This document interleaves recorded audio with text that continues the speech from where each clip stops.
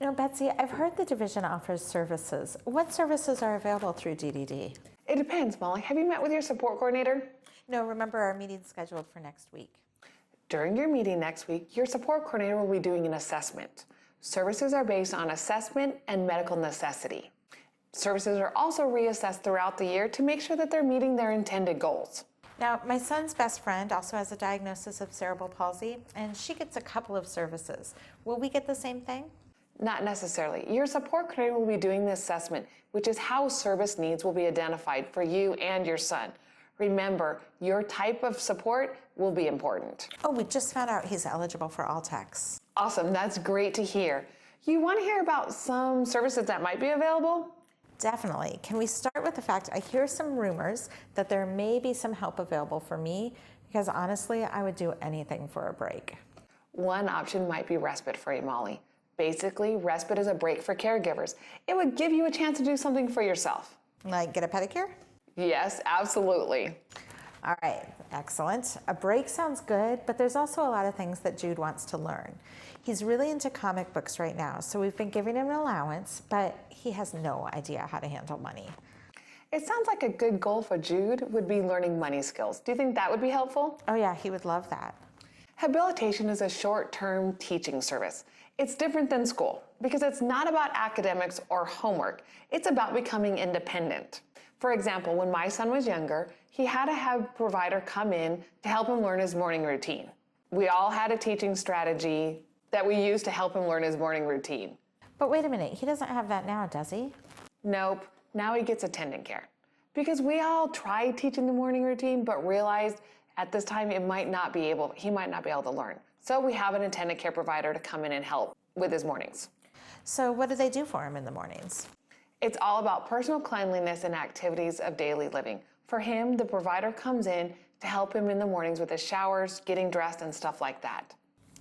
Claire was really upset because she was told for her daughter that they couldn't get attendant care for the mornings like your son has. Isn't her daughter 6? Mm-hmm. Remember, each assessment is unique.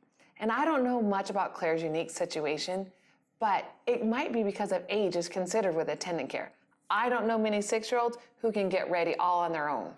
Good point, neither do I. Your son has received some other services too, right? Yes, he has gotten therapies in the past. He had speech therapy to help him learn to talk so we could understand him.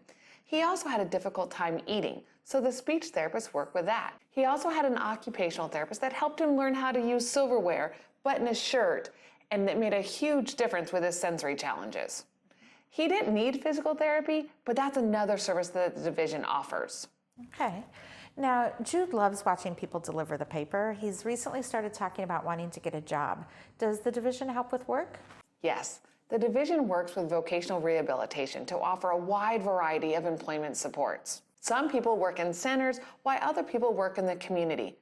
They can work in law firms, car dealerships, hotels, cafes.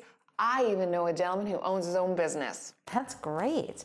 Now, if Jude was working, he would definitely need help staying on task. DDD provides job coaches to help members be successful. You need to make sure that you sign a release of information with your support coordinator next week so they're able to work with vocational rehabilitation.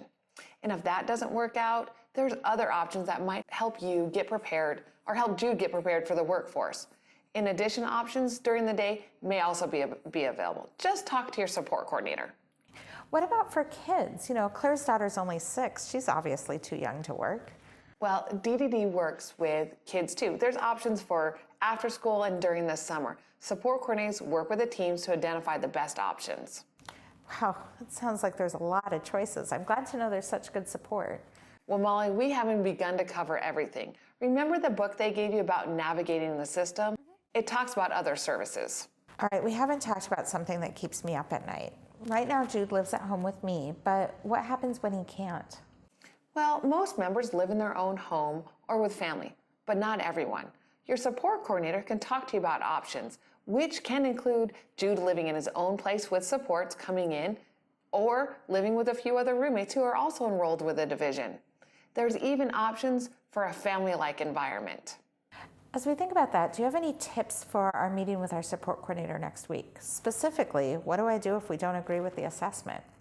Now, Molly, remember, you won't start off talking about specific services. You'll be talking about a typical day, what's working well, what's not, and Jude's priorities. If your SC and team, and remember, you're part of the team, decide that services make sense, then your support coordinator will do a service plan. On the service plan, there'll be a section for you to mark agree or disagree. If you disagree, start by talking to your support coordinator. If you can't come to a mutual agreement, then mark disagree and sign the service plan. But most likely you'll agree, and then your support coordinator will walk you through the services on how to get services in place. Now, since your son's getting speech therapy, I can ask for the same thing for Jude, right? I encourage you to talk to your support coordinator and team. Remember, funded services are based on medical necessity and the team's discussion of your son's situation. I'm so relieved to know there's so many different directions we can go. Thanks for talking to me again. I really appreciate it. Can I call you later if I have more questions? Absolutely. But don't forget, your support coordinator is the best person to talk with. And remember that customer service center I gave you? They're another great resource. Okay, great. Thank you.